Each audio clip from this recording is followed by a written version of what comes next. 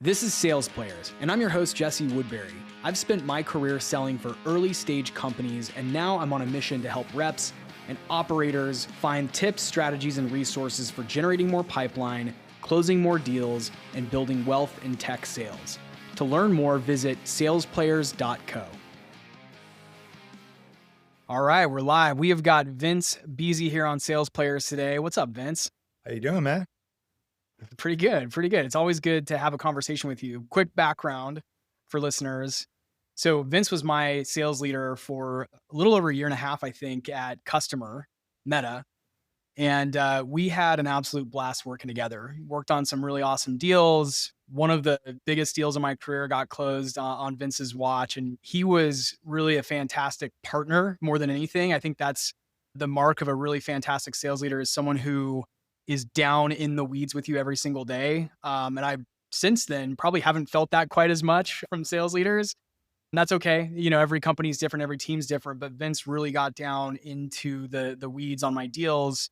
You're probably the only executive sales leader that I've worked for that was willing to cold call people, or call like the head of procurement at a company and, you know, badger them to get a deal done.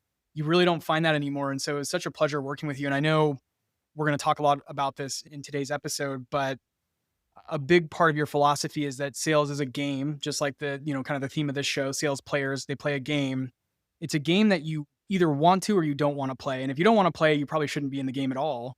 But if you do have the desire to be one of the best, this is the right place for you. But that was a really long-winded intro. Tell us First of all, I about want you. to say that Yeah. check your phone. I just sent you the Venmo for the nice word, so appreciate that. Yeah. No, and reciprocal, right? You know, as you know, you've had enough managers. Sometimes the chemistry between the manager and the IC isn't good, and we initially hit it off and saw eye to eye, and you were always very inquisitive and want to learn, right? Like what I love about coaching, even in what I'm doing now, of sellers is the good ones, man. All they want to do is absorb and learn, right? Yeah. And they put ego aside and just, what am I doing right? What am I doing wrong? You can be critical. And that's the whole thing, Jesse. Like to me, I've always seen sellers as athletes, right? Yeah.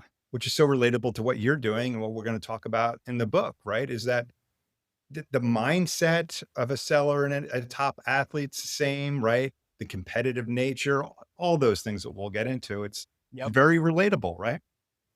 Absolutely. Yeah. And I tell people this all the time. I remember when we worked together, every day was fun because it was always like, look, you're going to go 2 steps forward in a deal and then you're going to slide a few steps back. But every time we slid back, it was always like, let's huddle and let's figure out how to get 4 steps forward now and 10 steps forward. And then let's get the damn signature. So I miss those days, and definitely one of the highlights of my career was working closely with you on some of those enterprise deals. And yeah, I'm very excited Remember to that deal in Southern California there? Yep. Yeah.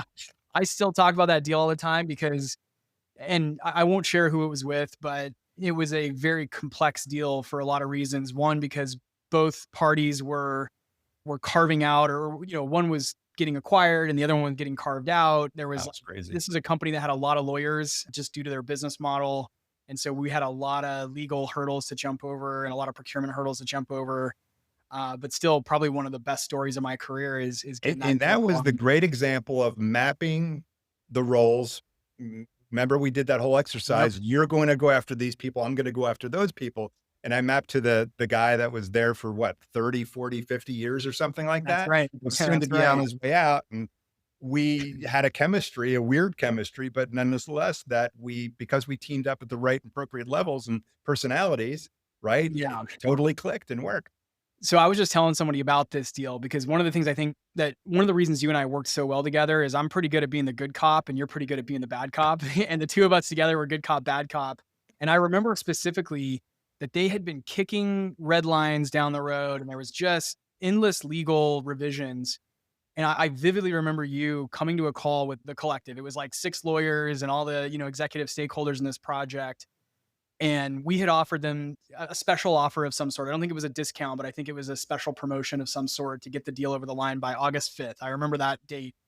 And I remember you saying, if this doesn't get signed on August 5th, we're walking away. And then we just ended the call. And I was like, shit, there goes my deal. like, what are we really walking away? And sure enough, August 5th rolls around first thing in the morning, DocuSign hits my inbox signed. So we had that nice, like, good cop, bad cop. And I was nice to them. I gave them offers and special promotions and those sorts of things. But you were like, look, if it doesn't get done by August 5th, we're walking away.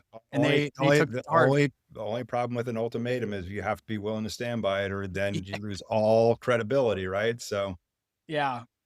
I think you they convinced knew them. what did you, but Jesse, what you know about this deal, and they knew they were Yeah, getting a sweetheart deal. they were. They They were were. getting a very good deal because it was overtime, as you know, but like they would have lost more by not saying yes, right? Because remember, it was a whole switch. They did the math. They knew, right? They knew. Yeah. It was the push they needed to go back to their people internally to say, here's the deal. If you guys want to save this amount of money, we need to get this signed by the 5th. So it seemed risky, but Yeah. because we strategized about it, right? We called the right play at the right time. That's why it Right? worked. Yeah, absolutely. Well, Touchdown. touchdown.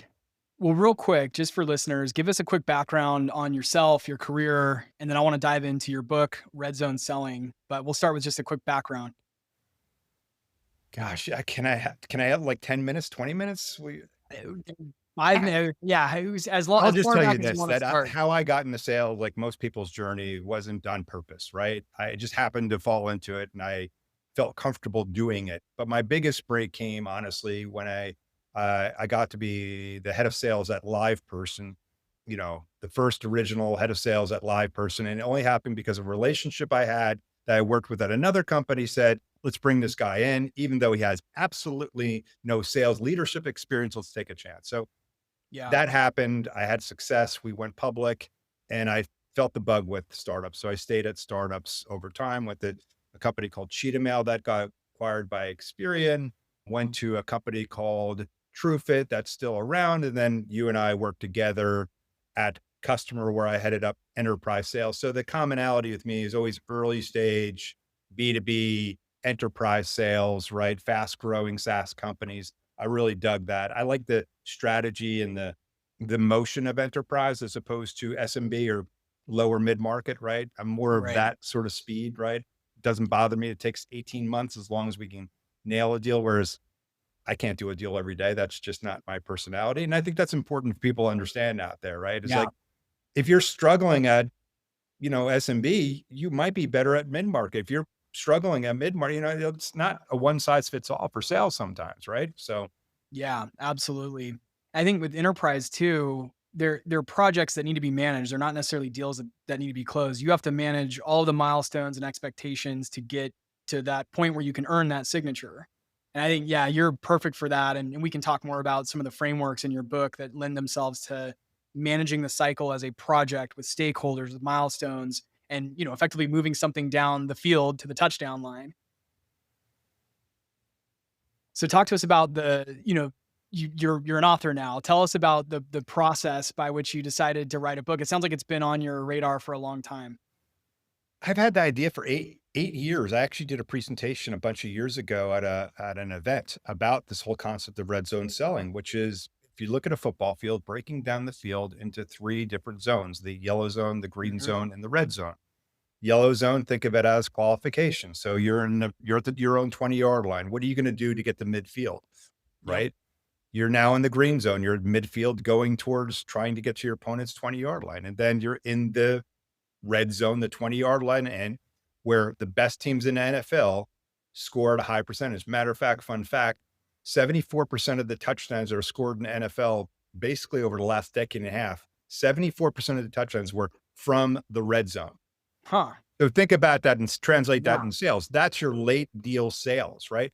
So there's so many parallels as they went through this exercise of creating different zones to like enterprise sales or mid-market sales or any sales with a process that like, man, it's like, think about it. Like you're a quarterback, you call the Yeah. play, but then you get up to the line and the defense changes. And then what are you going to do? Call the same play where you know is going to lose, or are you going to call an audible? And it's called reading the room in sales. So I Yeah. started doing this whole exercise and I was revisiting with Justin Michael. I'll give him full credit. I said, Justin, I had this idea for the book, but I don't know. He said, dude, you got to write that book. He goes, the That's name awesome. alone, Red Zone Selling. but people Yeah. love NFL football. They love football, but Yep. you're right. The analogies to sales and specifically the sport of American football, right? It's very strategic. It's very play oriented. There's a lot of Mhm. practice involved before you step on the field. And in enterprise sales, you only what 16 games in the NFL or 17 now? Same like enterprise. I might have 17 opportunities for the year. And I can go on and on and on. There were so many Yeah. parallels. And I think that's why people are really going to resonate with this because at the end of the day, Jesse, this book is, you know how the quarterbacks wear the wristband for the playbook? Yep. So this is your Yeah. sales wristband, right? To call your plays when you need to call. That's what this is. Oh, that's awesome. It sounds like you got to get some of those made for I have swag. a whole slew of merch, dude. Don't worry about it. I'm going to be the Jimmy Buffett of sales. Yeah. So tell us about some of the plays. So actually, maybe we start with the zone. So there's red zone, yellow zone, green zone. Help us kind of fully map those to a strategic deal, right? Like what how can I think about this as an individual contributor? How can I start to think about those zones in my own deal process? And most important zone is the first zone, which Yeah. is the yellow zone.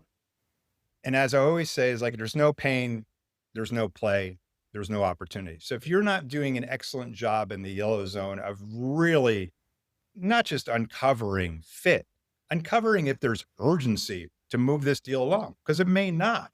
And it's okay if there's not, it could stay in the yellow zone.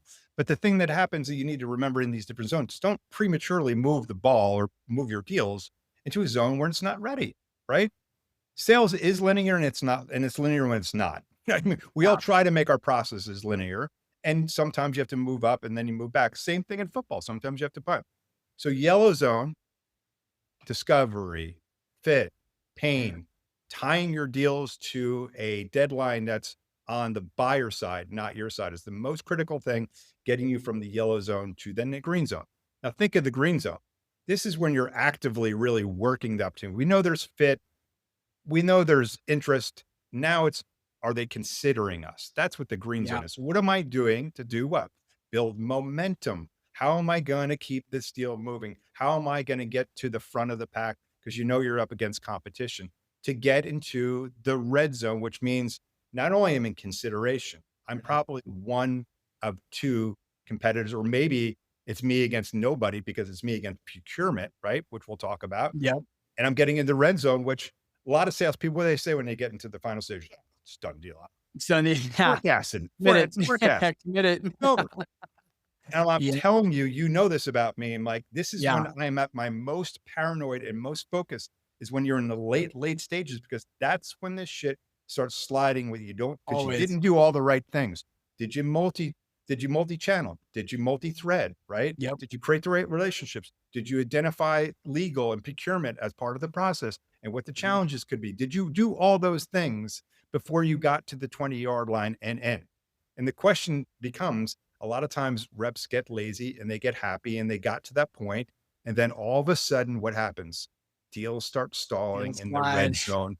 And by the way, if it does, you sometimes save it, but at that point, you probably can't because somebody outsold you and did the Yep. right things and you didn't. Yeah. So I want people that get into the red zone sales, you got to think of your deals at like 80% at that point for real, not just because Salesforce says it's 80%. It is because you did all these things. So that's, Yep. it's methodically moving the ball down the field. It's like you're methodically moving your deals, recognizing where you are in the deal and what you've done to really get to those different stages. And Yep. it's easy to kind of follow if you think about it, right? Like you and I were doing a pipeline call. I said, okay, Jesse, where are you? Oh, we're in the red zone. Where exactly? What have you done? Have you done these things? Where are you getting stuck? Because this is the thing I want to talk to salespeople about. Yep. It's easy to run a deal that's going smoothly, but what I want to go is, where's the challenge? Oh, there's no Mhm. challenges. If you told me there's no challenges, I'm going to say, dude, if you lose this deal, you're going to have to shave your head and run around the block naked. You know what I mean? Like, come on, there's always challenges to deals. And if you don't see them, that's the thing that scares me the most. So that actually reminds me, a lot of the deals I worked on when we worked together, because we were selling to the CX buyer persona, the customer experience buyer persona. And for context, for listeners who aren't in that category, they like to sometimes tell you what you want to hear. A lot like other personas out there. Unlike some of the technical, more IT oriented personas that will tell you exactly what they think and how they feel, a lot of times the CX buyer persona will just sort of string you along, and everything's always good news. They don't want to deliver any kind of bad news. They don't want to ruffle any feathers. They're service people after all, which is why they have that, that nature. They don't want to give bad news. They want to try to delight and serve, and that's fine. That's just the personality that it takes to be a support leader, a customer service leader. But one of the challenges of that is it's very easy, very, very easy to develop happy ears in your deals, because you show up to an update call with your director of contact center customer service, and they're like, "Oh, everything's great. Everything's moving right along." And I remember you were very, very focused in our team meetings on, as far as forecasting, it was always like, no news is not good news, because no news means that they're not telling us everything. So we need to have news. There needs to be some news. There's something wrong. Always, up until the damn thing signs, there's always something that we need to fish out of them, because they're just Oh telling us yeah, what I we want to spoke hear. to 3 weeks ago. Everything was good. I'm like, what? How many weeks ago? Yeah, Whoa, boom. The everything's world on track changes in a smoothly. day, let alone 3 weeks, right? Yeah, words that should never be said in a forecast call. Yeah, everything's right on track smoothly. Just gonna sail right into that signature. It's never that way. It's Never. always up until, back to the story earlier about get this done by August 5th, or we walk, because they had already kicked it down the road however many times, and those same people had probably told us a half a dozen times, like, everything's good, we're gonna do this, and it's just not the case. Yeah, and in writing this book, what's been great, honestly, for me is like, wow, I can't, it's reminders for myself. Yeah, Like one of the most important thing we don't talk very about is anchoring to a date that's meaningful for the buyer. If you have a date that you can anchor to, that is the most powerful thing, because then you can build your mutual action plan, everything you have to do. Hey, remember, we want to implement by December 1st because of X, Y, and Z, the cost savings, the whatever revenue, whatever it is. When you can anchor to something that they stated is important to them for the specific reason, that is the most powerful thing. Now, we yeah, all sellers don't have that luxury to have a very specific date, but when we do, oh my gosh, that's yep, gold, right? yep. That's so funny you say that. This deal I'm working on right now, there was a target time frame. It was really like a point of no return for their business. And so I have been driving that date home every call. I'm like, what are we doing to keep to the timeline? You guys set the timeline. I didn't. I am just here to make sure the trains run on time. And it's your business. It's your impact date. So you tell me where we need to be, because here's where I think we need to be in order to get this done in time. And it's so true. It's so very powerful to have that, whether it's a go live or it's a, hey, by this point we need to have a system in place for this, otherwise X. And it's also really good to understand what that otherwise means. What happens if we don't get this done by August 5th, right? Then it means we're not going to roll out in time for the holidays, or we're not going to roll out in time for the new fiscal year, whatever other train needs to leave the station. That's the dilemma. So I love that. And it's, if you think about it, this anchoring of the date anchors to a mutual action plan. It anchors to a business case or an ROI or some calculation that's helping them present the value internally, right? And so imagine every meeting that you hold has a certain format that you follow. And at the end of each meeting, you say, okay, so we're working towards December 1st because of the value savings of X, Y, and Z. Correct? Yes, great. So then next step is next Tuesday, we're going to have a call about blah, blah, blah. It gets, it's like boom, boom, boom. It's like if you start getting lazy on your calls and not doing the right things and the reminders, right? We all think like, I gave them the business case. I told them it's a 10x ROI. Do you think they sit around every day thinking about the revenue return that your business is R- going to provide? No, they forget Right. every single time. That's why also Yeah. when someone does a demo, like, oh, I already did a demo. It's like, you did a demo once for them. You think they remember all the value that creation that you're having figured out? Yeah. It's, you got to do it 3, 5, 10 times. You got to keep reiterating the strong points of your value proposition on Yeah. every call and vary it and how you say it. That's the creativity part of being a salesperson, right? I equate it to like Patrick Mahomes. He calls the same play. Do you think he runs that play the same way every time? No, he Yeah. improvises. Yeah. That's that's what makes a great salesperson, being able to take the ball and improvise when you have to, when stuff starts going wrong or, you missed something, right? Yeah. So on the topic of plays, because I think that's actually one of the most interesting parts about red zone selling. And full disclaimer to listeners, I haven't finished the book yet. Vince sent it to me over the weekend. But I your was able good to. buddy did. He beat you to it. I know he did. Dustin's a speed reader. He really is. So one of the cool things about it though is it breaks out all of these different plays, which I think is actually something that in my opinion is missing from a lot of the sales books that I've read.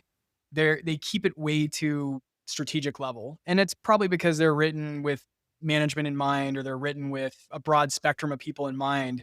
But what I really appreciate about what you've done here is it's very focused on individual contributors, folks selling to the enterprise like myself and like many of the listeners of this show, but that it breaks it out into kind of the buckets of the different zones, but it also walks through all of the very specific tactical plays that are going to roll up into those higher strategies.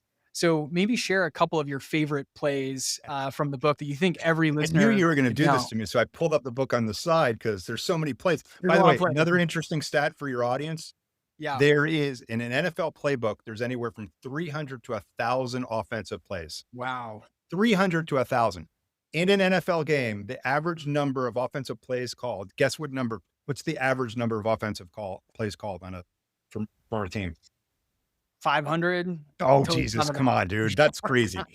60 to You mean 70 plays per you're game getting are here. called by an offense. And the faster Yeah. the offense, the more plays. But isn't that amazing? Like you're a quarterback, you might have to memorize 1,000 plays. So That's that's insane. why, to your point, like I've got 5 to 10 plays per chapter. So for example, you're in the yellow zone.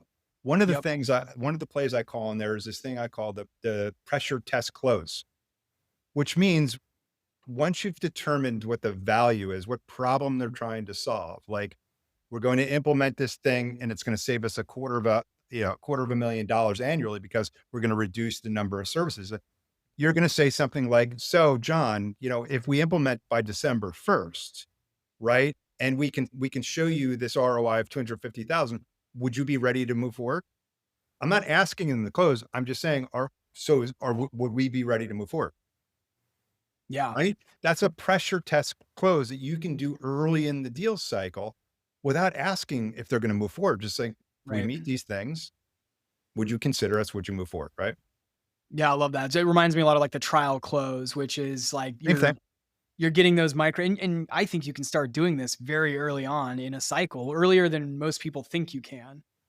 Because if you're constantly pressure testing each milestone in your deal cycle, then you're gonna be able to go to that next milestone more confident that things are gonna Well, get so done on let's track. play it through.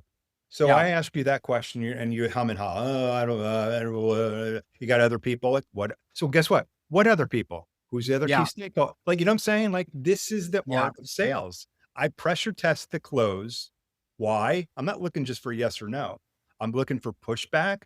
I'm looking for openings to continue. Like, what am I missing here? Oh, IT needs to be involved. Great. So if we bring IT in early in the deal, and blah, blah, Yep. blah, blah, blah. Would that be an indicator that we could move? You know what I mean? Like Yep. it's all these questions that provoke, and that's what a lot of these plays are about. It's to get the information that you need to make intelligent decisions on what you're going to do next by their Yep. reaction and what they're telling you, right? So, yeah, maybe like before I get into my next question, a couple other plays. What are a few other ones that every listener on this who's listening right now should know if they sell to companies above a certain size, and really any company? Because I think this stuff applies to SMB as Oh, I well. think it applies to everything. It's just a quicker pattern of how you have to do things, right? So let me pull up another here. So a play that I like and I've always been a firm believer in is this. It's what I call high authority and high influence. Mhm. So not all your key stakeholders are as important as others. So as you've denoted who the people that are in your deal and the keynoters, we're going to go back and do this exercise where we rate, do they have high authority? Do they have high influence? And based on that, and you're only tied to the lower people, one of the plays you're going to play is, hey, I noticed that we're really not, speaking to the VP of IT who's going to implement this. Like, shouldn't we bring them in? Typically in my sales cycle, we would have brought them in. So can we bring them into the process and so on and so forth? That's Yeah. more of a middle exercise to the green zone, right? Because you don't Mhm. want to wait to the end in the red zone to identify that you haven't had people that have high influence and high authority. And you understand what I mean by that, right? Like, it's Yep. not just somebody that has some weight, like let's call that person like your champion or like a user, which have high influence. Can they Yeah. make decisions, right? Can they actually control the budgets or the implementation cycle? So That Right. one is extremely high. It's this little exercise. You just create 4 quadrants and you put people in the high area and the low area, map it all out. So that's a big one for us as well. Yeah. One of the ones that I'll call out here that for me has been, significantly impactful in my deals. And I still use your template for this, which is the mutual action plan play. Yes. That template is a game changer, full stop. And it's something that I've shared with a few close, connections of mine over the years who are serious about this stuff, who want to be the best of the best in the industry because it's a I don't even know how to describe it. It's a roadmap to getting a deal done because it will allow you to manage all of the resourcing, all of the milestones, all of the outcomes. That's actually my favorite part about your template because I had seen some mutual action plans or milestone templates before, but yours focuses first on defining what the North Star is Yeah. and then defining what the business impact is and then going into like all right, now here are the exact steps that we need to follow to get a signature done and then ultimately to get this deployed or live in your environment, right, or stood up. And so I again still use this today in my deals, especially the bigger the better because for the larger complex deals there's more stakeholders involved. Yep. But yeah, what other thoughts do you have or what other things do you think folks should know about mutual action plans? I mean, it's a living, breathing document, number one. Yeah. And by the way, there's been this rise of all these different tools out there, and I don't know if you or your company uses it with the deal box, the deal. Yeah. To me, the mutual action plan is one of those big documents that go in there because think about it. It's you've created it mutually, you agreed upon it mutually, you've then are holding each other accountable for making the steps in that. To me, it's one of those documents that at each meaningful call that you have, you're going through that plan to make sure you're on track, right? Yep. To make sure that they're doing what they're saying they're going to do, and you're doing what you're saying you're going to do, and holding each other, like I said, accountable. So that is in enterprise sales, that's just absolutely critical. And that Table in the book, I stakes. can say that can happen early on, or it can happen, in the green zone. So midpoint. But if you really have a very collaborative group you're working with, I would bring that up almost immediately. Like Yep. I don't know how this is going to fall out. I'm going to create a template and we're going to change it over time as the deal changes and so on and so forth. But when you So get that level of collaboration, like they're literally joining a Google Doc yeah. and editing it. Because remember, what people have to remember is like a lot of the documents you create isn't for your champion or your main point of contact. It's for them to share internally, right? Mhm. So you're giving them the tools to really go internally and do the selling because you're not, as much as we want to go, as what I talked about before, high authority at high influence, depending on what you're selling and who you're selling to, you might not just get access to that person. So the next best thing is make sure that your champion, your main point of contact is doing the selling for you internally. And that mutual action plan done professionally is the thing that sets you above versus your competition, right? It's like one of the best. So I was telling Vince offline, I'm working on a deal right now. It's hopefully going to close before the end of this month. I Yeah. think it will, based on where we're at. But one of the best parts about this is I've deployed again your exact template. It's pretty Did much you send exactly me the a same. residual fee for that or no? I haven't seen a check I in a probably while. should, man, Yeah. because yeah, you should get a cut of this deal because basically you built the Well, finder's framework fee or and something? Come line. on. Well, get this. So she evaluated she is my champion. Obviously, I'm going to say her name on the air here, but she evaluated our technology against 3 or 4 other vendors. And then, she kind of went up the leadership chain and was presenting. And she said, when she came back, I have this on recording, which is pretty nuts. She was like, look, we looked at 3 or 4 other technologies that do pretty much the same thing that y'all do. However, none of them none of them took charge of the project like you did. None of them. So it became a competitive differentiator and it became a like a value driver because she was able to say, look, yeah, we looked at all the tech and she went really deep into like the tech evaluation. She came back and said, yeah, but nobody helped us manage the process like you did. And so what she said was, she said, if this is how you're managing the front end of the sales process, Right. have to believe that our investment is best made with your company because if this is an indicator of how you'll onboard us and how the relationship will be post sale, then compared to the other reps we worked with in this evaluation, flying colors, you passed the test. And so it was really an awesome thing to go and check that mutual document and see her tagging people in the company in there. She shared it with the people all the way up the chain, even though I didn't necessarily get to interface with them directly. They were in the document looking at the milestones. She was in there doing work. And when I first introduced it to her, I said, this is going to make you look really good because you're going to look like you have your shit together. compared to anybody else. Like For sure. you're going to be you're the hero in this story because you're the one who's able to manage these project milestones and Yep. set expectations to your leadership. And so that this is by far probably my favorite play in all of enterprise sales. And it's amazing to me that in 2025 that there is still reps out there that don't use mutual action plans. Get on board or go extinct. Honestly, it's a play that you've got to learn. And yet the other thing tied to that is we're talking about really setting yourself apart by providing value on every call and every interaction, but also it is building the relationship.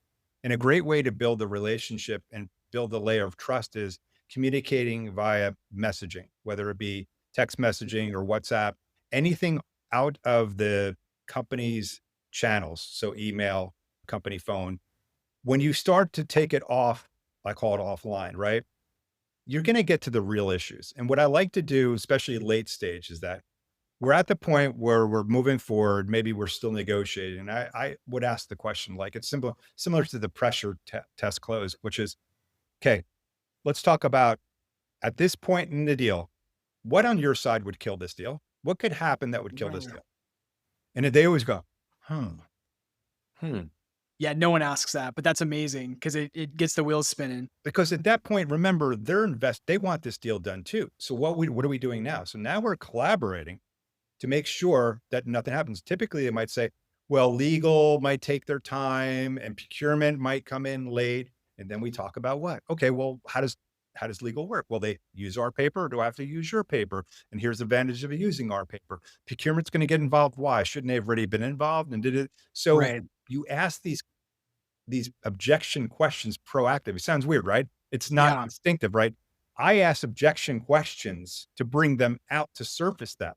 And I use these offline channels I call, because I find that my point of contact or the champion is more likely to really open up and share with me. Like, our IT guy's an ass and we have to battle that. And then we talk about like same way I Yep. would coach you, I would coach this person. Cause remember, we have to remember is your buyer doesn't do this very often.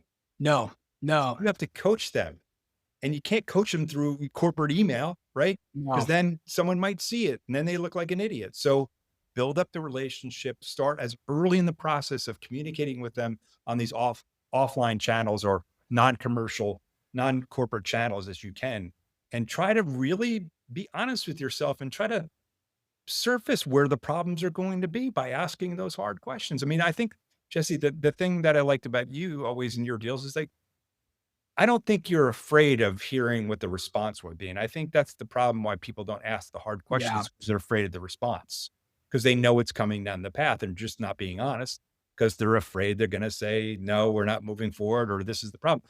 As you know, I love, I Yeah. give me more of that. I'd rather know on the first call than certainly the last call of getting that surprise, right? I'd rather be realistic of what our chances are by asking those hard questions and uncovering that because as you know, in sales, if I get to a no, now I know what I have to fight against. If I Yep. get to we're thinking about it, how do you deal with thinking about it? Or someone saying, I don't see any challenges from around. Oh my God, you don't see any challenge. So are we signing today? Years. Yeah. Right. So the most important thing in the red zone stage is that you're being proactive about a lot of things instead of the response we talked about before. Like, yeah, I spoke to them 3 weeks ago and they're good to go. No. If you go a Right. week without any kind of communication with your contacts, I don't think you're in a good situation. Right. Yeah. Yeah. I think the messaging and the mutual action plan plays have been game changers for me. And you're dead on with like some conversations just can't happen through corporate email. They're not going to happen on a Zoom line with 4 or 5 other stakeholders on, but they will happen when you talk to someone on their cell phone, whether it's a text message or a, one-to-one call. Yeah. The biggest deals that I've closed in my career came from spitballing.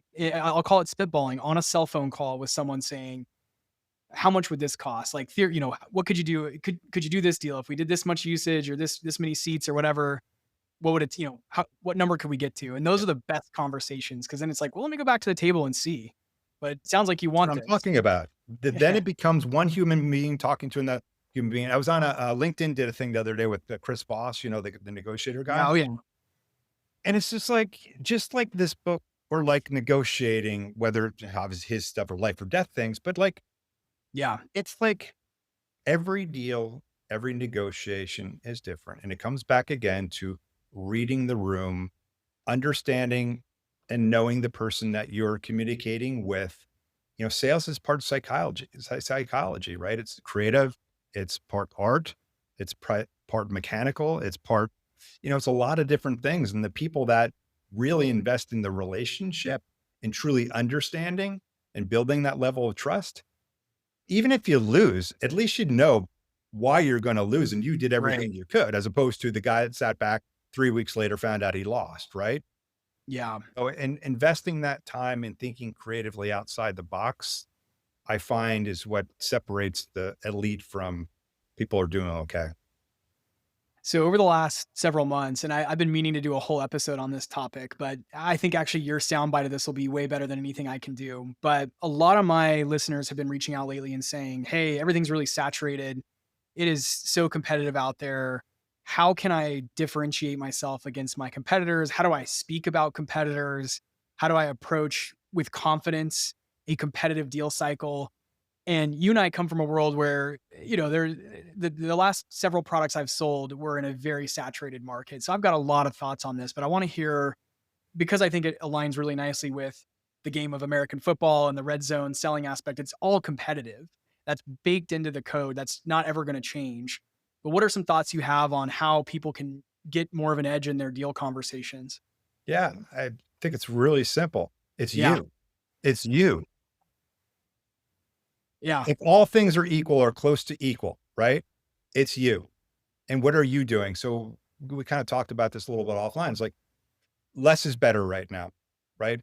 I'd rather have two deals that I have a high probability of confidence that I can close those than 10 deals which are marginal at best. So I would say to sellers out there, when you're in competitive situations, be honest about your deals, the ones you really can control and are controlling and have a chance to win, and focus and double down on those and win those. And then again, truly is about you and providing value on every single call, every single email. Remember, it's like these people, they might be going through difficult times with the economy, whatever it is. Well, and if you're that light for them of like, man, every time Jesse sends me an email, he ends with a nice summary and provides he does these things to make my life easier, to make my decision easier. Just like you mentioned before of like, Yeah. no one ever sent me a mutual action plan. Well, yeah, that's value, man. Step up. And I don't care if that's a transactional sale or an enterprise sale. What are you doing to make the difference? Because you are the competitive difference. Let's be honest, in the SaaS world, there's marginal differences in the feature sets Yeah. and the pricing. It's kind of like going to the Walmart or the Target. It's a penny difference on the product. So why am I going to buy one at that store versus the other? So same thing in the SaaS world or technology. It comes down to you and the people, Jesse, that you bring into your deals as well. As you know, in an enterprise cycle, you're not a cowboy where no one's looking for you to do the deal on your own. So what members of your team are you bringing in at the appropriate Yeah. times to help provide value? So this is an area where I'm almost compulsive, like when it comes to like following up and adding value and making things streamlined too, because I've worked with some revs. I'm not going to call anyone out on the Go ahead, show call 'em out, here, call 'em out. that have like, they follow up with an email that's like 7 paragraphs. And instead, what I'll do is, now everybody's got Gong or Chorus or one of these AI Yeah, recording tools. I will go snip like a 2 minute soundbite and include that and say, "Hey, just wanted to hone in on this section of our call, right? You talked about needing to get this approval. What are we talking about here?" And so like you can really take just a few extra steps and put yourself in the 1%, because it's just taking time to do a snippet of a Gong call and send that over instead of writing a 7 paragraph no one's follow-up reading that. email. No one's reading a 7 Exactly. paragraph. Or something that I do a lot when I've got a technical buyer in the process, it's a tiny thing that nobody does, is I will link to our technical documentation, because it's a small thing showing that what it shows to a technical buyer is like, "Hey, I acknowledge that I'm not going to have all the answers to all of your technical questions. Here's where to find those. And here's where you can go see for yourself how the product works in the form of the instruction manual for how our product works. You don't take it from the sales guy. Go and read yourself. And here's the link to that documentation. Now you don't have to go hunt for it on Google or anything. You don't have to go hunt this down. I've included links to relevant documentation, right? We talked today about our software development kit, our Yeah. SDK. Here's the specific documentation section within our SDK docs that is relevant to that conversation. Tiny things. It doesn't take more than 2 minutes to do these things. But when it comes down to being evaluated against 2, 3, 4 other competitors, they're going to remember the guy who put the documentation link in there or the guy Well, who sent over the sound bites. and you had said it before. It's like, if this is the experience pre-sale, I have a good feeling of what it's going to be like post-sale. Yep. And the other thing I'll share is, again, oh man, I can't tell you how much it bothers me. Like, sense of urgency and how fast people respond back. Now, I'm not saying you respond fast and sloppy.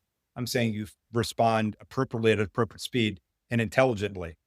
But like, having a meeting and nothing comes back in 24 hours, it drives me batshit. I'll be honest with you. Like, urgency in the salesperson's either, to me, it's kind of bred into you, or it's not. It's hard to teach. You can It's certainly hard to be teach. coached to it, but that really matters as well. When someone asks for something and they need it, again, don't rush and give something sloppy, but come back. And that another way you're setting yourself apart from the competitors. Now, go back to, again, the deal room stuff. Like what you're talking about with the documents are really important. This could be as simple as sharing a Google folder or a Google Doc.